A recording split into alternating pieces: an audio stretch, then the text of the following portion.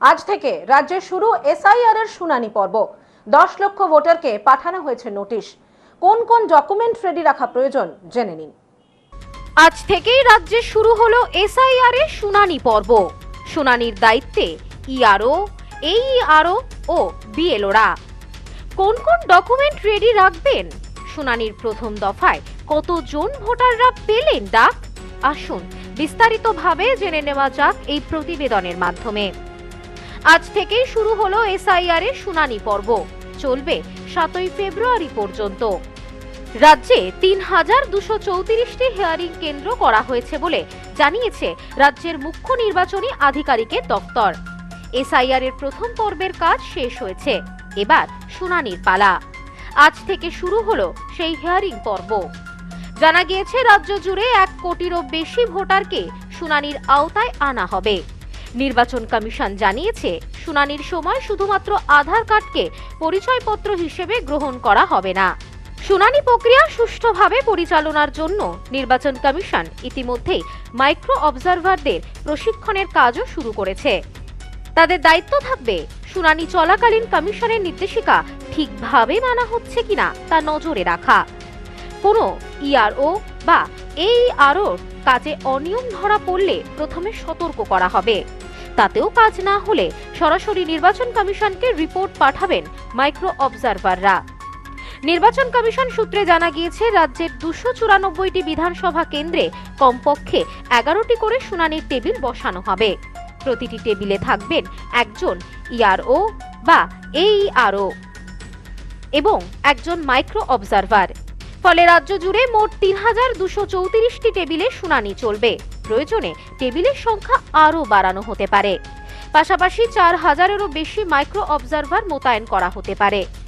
নির্বাচন কমিশনের জারি করা নির্দেশিকায় জানানো হয়েছে যেসব ভোটারকে ইআরও নোটিশ পাঠিয়েছে তাদের যোগ্যতা প্রমাণে নির্দিষ্ট নথি জমা দিতে হতে পারে। এর মধ্যে আগের এসআইআর এর ম্যাপিং সংক্রান্ত নথিও থাকতে পারে। জমা দেওয়া সমস্ত নথি বিএলও অ্যাপের মাধ্যমে আপলোড করতে হবে, যা পরে ইআরওরা পরীক্ষা করে নেবে। নথি আপলোড হওয়ার পর 5 দিনের মধ্যে সংশ্লিষ্ট জেলা নির্বাচন আধিকারিকের মাধ্যমে নথি যাচাই করা হবে। যদি নথিটি রাজ্যের অন্য কোনো জেলায় ইস্যু করা হয়ে থাকে তাহলে ইসিআই নেট প্ল্যাটফর্মের মাধ্যমে সেই জেলায় যাচাইয়ের জন্য পাঠানো হবে। আর যদি নথি পশ্চিমবঙ্গের বাইরে ইস্যু করা হয়ে থাকে সেই ক্ষেত্রে রাজ্যের মুখ্য নির্বাচনী আধিকারিকের মাধ্যমে সংশ্লিষ্ট রাজ্যের কাছে যাচাইয়ের আবেদন পাঠানো হবে। হ্যাঁ, আপনার নাম কি? আমার নাম বিশ্বনাথ দত্ত। কোথায় বাড়ি? আমার বাড়ি ছিল প্রথমে কলকাতায়, আমি এখন বহরমপুরে বাসিন্দা। আপনি ভোটার কার্ড কোথা থেকে করেছিলেন? ভোটার কার্ড যখন ছিল তখন, আগে যখন 2002 ছিল তখন কলকাতায় ছিল, তারপরে সে বহরমপুরে নতুন করে ভোটার কার্ড তৈরি হয়েছিল। দিয়ে এখন কোথায় থাকেন? এখন বহরমপুর থাকি। বহরমপুর। বহরমপুর? হ্যাঁ, বহরমপুর। আলমপুর পঞ্চায়েতে? হ্যাঁ। তা এই আলমপুর পঞ্চায়েত বহরমপুরে থাকেন। 2002-এ আপনি ভোটার কার্ড ছিল? হ্যাঁ, ছিল। তাও আবার ডেকে পাঠিয়েছে? ডেকে পাঠিয়েছে। তা কি বলছে?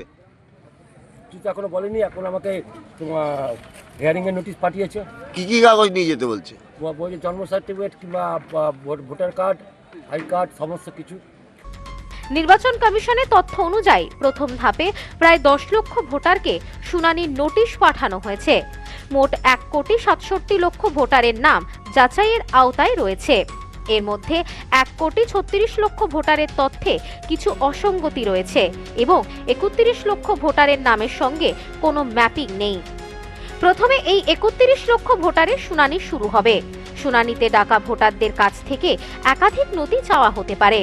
এর মধ্যে রয়েছে সরকারি কর্মী বা পেনশনভোগীর পরিচয়পত্র, 1987 সালের আগে ইস্যু করা পোস্ট অফিস বা ব্যাংকের নথি, জন্ম শংসাপত্র, পাসপোর্ট, মাধ্যমিক বা অন্যান্য শিক্ষাগত যোগ্যতা শংসাপত্র, রাজ্য সরকারের আবাসিক শংসাপত্র, বনাধিকার শংসাপত্র, জাতিগত শংসাপত্র, পারিবারিক নথি অথবা সরকারি জমি বা বাড়ি বরাদ্দ সংক্রান্ত কাগজপত্র। তবে কমিশন স্পষ্ট করেছে শুধু আধার কার্ড দেখিয়ে শুনানিতে পার পাওয়া যাবে না। নির্বাচন কমিশন সূত্রে আরও জানানো হয়েছে শুনানি প্রক্রিয়া শেষ হওয়ার পর আগামী 14 ফেব্রুয়ারি চূড়ান্ত ভোটার তালিকা প্রকাশ করা হবে। যারা নোটিশ পেয়েছিলেন এদিন সকাল থেকে শুনানিতে হাজির হয়েছেন তারা। আমরা 380 জন মতো আমরা ডেকেছি ওনারা আসছেন একে একে তারা তাদের সমস্ত ডকুমেন্ট সাবমিট করছেন, আর আমাদের অফিসার মাইক্রো অবজারভার যারা সবাই আছেন তাদের ডকুমেন্ট চেক করে ডকুমেন্টগুলো অনলাইনে সাবমিট করছেন এবং যিনি ইলেক্টর অর্থাৎ যাকে হেয়ারিংয়ে ডাকা হচ্ছে তার সঙ্গে মাইক্রো অবজারভার এবং অফিসারের একটা জয়েন্ট ফটোগ্রাফি এটা আপলোড করে আমরা অনলাইনে পাঠিয়ে দিচ্ছি ভেরিফিকেশানের জন্য। এটা ডিএম লেভেলে ভেরিফিকেশান হবে, ভেরিফিকেশান হয়ে এলে আমরা ডিসপোজাল করব।